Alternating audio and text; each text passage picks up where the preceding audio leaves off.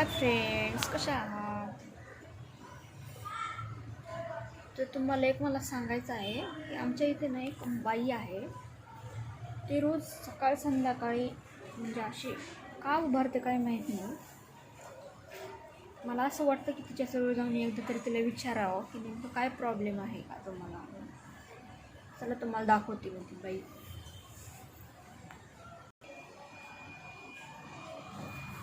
बघा ह्या